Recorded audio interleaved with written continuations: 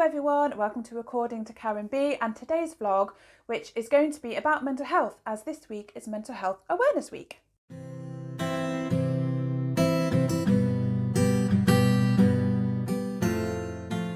It has been a while, but I have actually discussed mental health a lot on this channel. I have two playlists in the playlist section that's probably above this video. One which is mental health in a nutshell, and that is basically just condenses certain mental illnesses into a more concise form so that you can just kind of, I guess, educate yourself or just learn a bit about different illnesses and what they are like and symptoms and things like that. But I also have another playlist which is more like vlogs to do with my mental health, how I live with them and different other things regarding that if you want to go and check them out. I will also link them in the description box below and some up here as well that you can click on if you want to go and have a look. I'm going to focus on lockdown mental health because I know a lot of people who don't normally struggle with their mental health are at the moment, especially with things like anxiety, which is understandable. And also a lot of us who have mental health problems all the time are also struggling, but I'm actually finding personally that it has helped me a lot being in lockdown, and I'll explain why I'm finding it easier when so many people are finding it more difficult. If you're new to this channel or you just haven't watched any of the mental health vlogs previously, I thought I'd just quickly recap. I have depression, anxiety and complex PTSD that developed from repeated trauma when I was 11 to the age of 16. Since November, I have had more problems with my mental health, more extreme problems. Obviously, it never completely goes away because of a trauma last year, reigniting some things that happened to me when I was younger or similar emotions. Basically, I got a scar when I was a teenager and then it healed over with like a scab for the years intervening, and then the scab got picked off last year and everything's just flowing all over the place and getting infected now, basically. Sorry if I cough. I don't know what's going on. It's my hay fever, I think. Not COVID, before everyone starts panicking. You don't have a slight sniffle of you this time because everyone looks at you like, have you got COVID? Anyway, so why am I finding it easier in lockdown and other people, whether they're fellow trauma survivors or have similar mental health illnesses to me or don't normally have any mental health illnesses at all and are struggling with anxiety, why are they having that when I'm actually doing really well? Reason number one is I can control what I'm exposed to, which helps reduce triggers, which means that I don't get so many flashbacks and I'm not disassociating half as much, which is absolutely amazing. I am on edge outside all the time. Whenever I go outside, I feel tense. I tense up. At the moment, I've been out a few times recently. Now lockdown is eased. Well, we just went to a supermarket that was slightly further away than the local one. And because you don't have to go in just one person, I actually went in and got to pick what food I wanted for a change rather than write a list for John. It felt like a luxury. But I hated it because there was too many people. There was too much noise. Most people don't realise how much noise there actually is outside. There's like music, people standing too close, talking and shouting, kids screaming.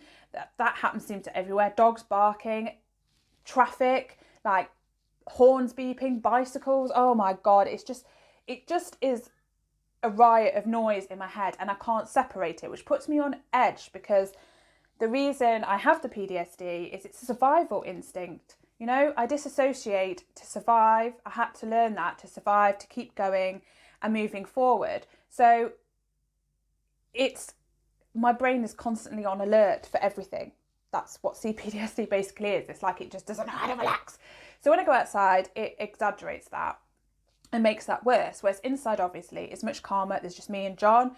He knows that I don't like too much noise, so I can't cope with him talking to me at the same time, music's loud, or if there's music going, the dog's barking or whatever, that stresses me out, or he's banging doors while he's watching a YouTube video quite loud. I can't cope with things like that, but he knows that, and I can tell him to would you stop? I can't tell someone random in a supermarket to shut up because they're just shouting and there's no need for it. I'm right here, you're shouting in my ear, or why are you standing too close? And really they're like a person away from me, but to me that's close. It puts me on edge and I don't like it. So being able to control my environment, being stuck inside, has actually helped me loads. Number two, I am in my safe place with my safe person. So John is sort of like, I guess, a mental health carer. He's picked me up from all sorts of places before when I've been distressed and upset. And yeah, he he helps monitor my mental health because he's here all the time, and I don't always notice my mental health is starting to decline. But because he is on the sort of outside and a bit removed, he can see that more. He also knows obviously what to do when I disassociate. I don't mind so much disassociating at home because I'm in a safe place. I know where I am. And then if there is a problem, John knows what to do and can look after me. When I go out and about, whether I'm at work or I'm walking Molly and I'm on my own and I disassociate, I don't feel safe to do that. I'm in a vulnerable position because I'm not really with it.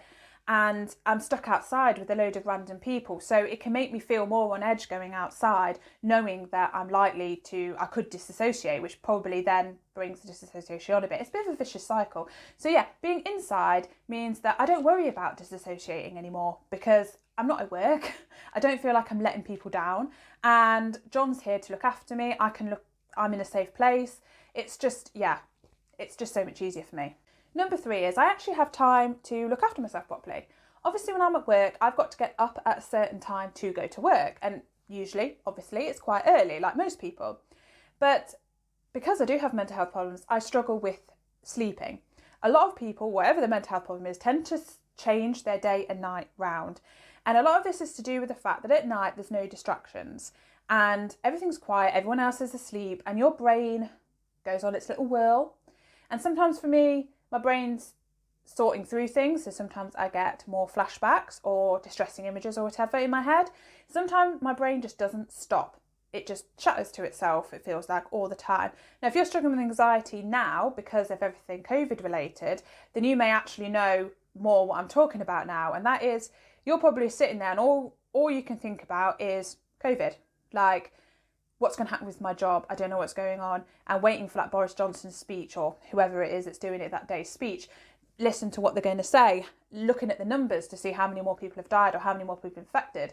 Worrying about whether you're going to get paid for your job. Worrying about your kids and whether they're going to get it. Whether your parents are going to get it. Your grandparents are going to get it. And that is all you can think about. And everything just whirls, and then it builds up to a really stressful point. And that is what it's like normally with mental health, or whatever it is that you have anxiety about, or maybe you have generalised anxiety and it's just basically you're capable of worrying about anything and everything all at once. Whatever it is, it's tiring. And if you don't get enough sleep and then you've got to get at work and you can't go for a nap and stuff and all this kind of thing to catch up, and you just feel like a zombie, and each day of work you still don't catch up on your sleep because you still can't sleep each night. And then slowly as it goes on, you just get more tired.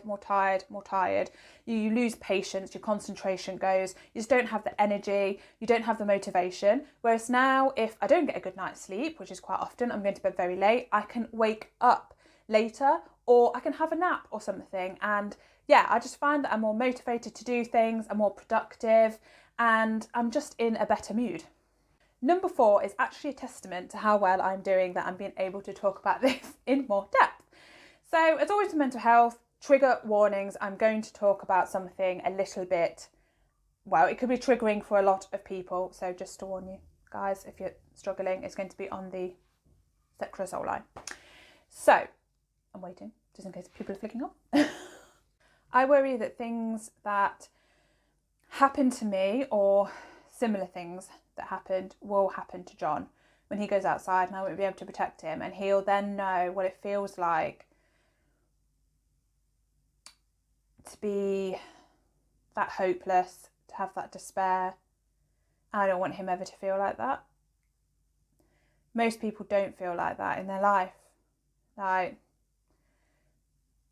I can't describe it. And it scares me that I'll ever feel like that. And that's a lot of my anxiety when I start getting problems with mental health, and why I kind of, I guess, deny it a bit at the beginning or try and talk myself out of it. Like, I can't tell you how many times I've read things about PTSD trying to convince myself that I'm making it all up in my head, even though I've been told by counsellors and doctors that I have it. I still try and talk myself out of it. Think, no, it's fine. It's not like that, because I don't want to ever feel so bad as I did then. And it scares me that anyone else would feel like that something would happen to him, or something would happen to Molly, like someone would try and steal her when I'm at work, or try and take her off me when I'm out and, hurt her, like kick her or throw things at her. Do you know what I mean? And I can't stop them. And that scares me a lot. But because I'm inside in the house, John's here working, Molly's here all the time, all 3 of us are here together all the time, that anxiety is past. I'm not struggling with that because we aren't going anywhere and this is like my safe place. So I find that that part of my anxiety has also eased so much more, which has meant that a lot of my, distressing images that get popped in my head and things like that have eased as well. And I'm not saying it's all gone completely, because no, of course not. My mental health is the same. I can't change the past, it's happened, and you know, I try my best to keep going and keep my mental health under control, but mental health is an illness and I can't stop it completely. It's never going to completely go away and I'll always have problems, but I'm just finding it easier, that it's eased. I feel like it's eased and it's more under my control, and I feel my head just feels clearer, like it feels less fuzzy. I can think better now. I can be more creative because it's just not fog in the way, just not constant negative stuff going on in my head. I don't feel like I'm constantly fighting. I don't feel exhausted all the time anymore.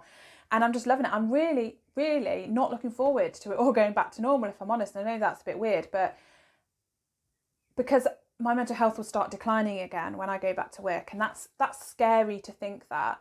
And I know that a lot of people can't wait to go back because they want to get back to normal. They don't want to have to worry about COVID. They don't want to have to worry about their jobs and things like that. And I get that. I get why people are so anxious about that. But for me personally, going back is like just going back into the nightmare. Like I'll be back asleep again and the nightmare will carry on.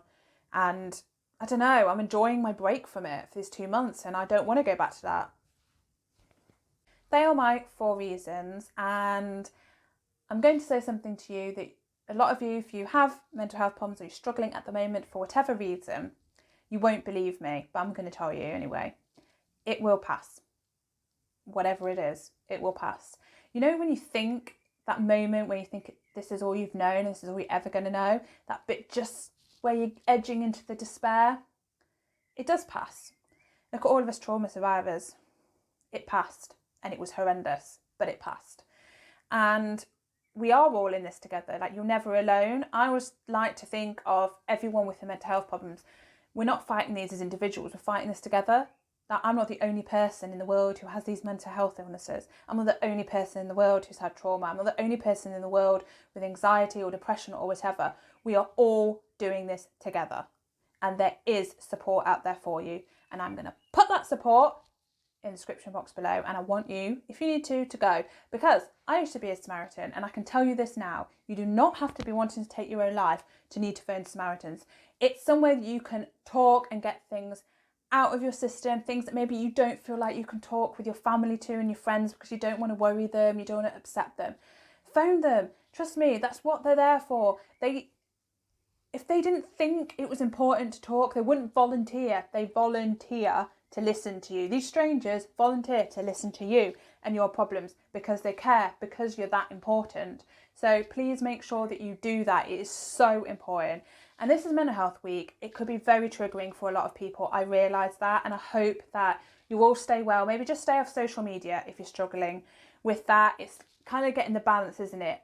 Behind sort of between increasing the awareness, but also protecting yourself as well. So yes, sending all my love to all of you, all of those who always struggle like me and those who don't always struggle, those who are loving lockdown and those who can't wait for it to be over. Sending all my love to you all. Thank you for watching this vlog.